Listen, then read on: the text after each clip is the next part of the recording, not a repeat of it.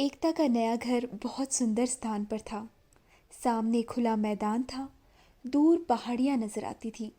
शाम को जब सूरज पहाड़ियों की ओट में छिपने लगता तो एकता बहुत देर तक प्रकृति के इस सौंदर्य को निहारती रहती।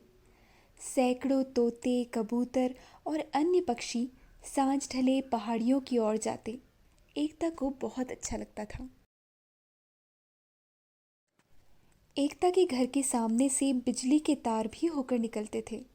शाम को जब पक्षी बहुत नीचे से गुजरते तो एक न एक पक्षी रोज ही तारों से टकराकर घायल हो जाता और दम तोड़ देता। एकता को बहुत दुख होता, पर वह कर ही क्या सकती थी। ऐसे ही एक दिन शाम को एकता अपने घर की खिड़की से पक्षियों को उड़ते देख रही थी कि अचानक तोते का एक बच्चा बिजली के तारों से टकराकर सड़क पर आ गिरा। एकता ने देखा, वह मरा नहीं था। वह तुरंत दौड़कर सड़क पर आई। तोते के बच्चे पर उसने पानी छिड़का और उठाकर अपने साथ घर में ले आई। तोते के घाव पर उसने मरहम पट्टी की और कमरे में एक कोने में बैठा दिया। दूसरे दिन उसने अपने पापा से कहकर एक पिंजरा मंगवाया और तोते को उसमें बंद कर दिया। एकता रोज उसे हरी मिर्च खिलाती, बिस्कुट डालती, पानी का सिकारा भरकर पिंजरे में रखती। उसका अकेलापन तोते को पाकर बहुत कुछ कम हो गया था। वह उसे रोज राम राम बोलना सिखाने का प्रयास भी करती। एक रात जब वह सो रही थी, उसे लगा जैसे वह अपने मम्मी पापा से बिछुड़ गई है। किसी बच्चे ने उसे एक पिंजरे में बंद कर रखा है। वह घबरा गई। नींद में ही उसके मुंह से चीख निकल गई, मम्मी।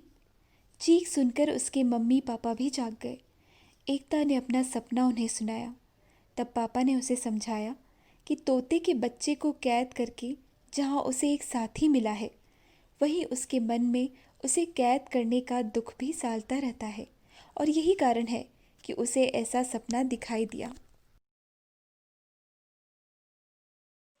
सुबह उठकर एकता ने तोते को पिंजरे से आज़ाद कर दिया।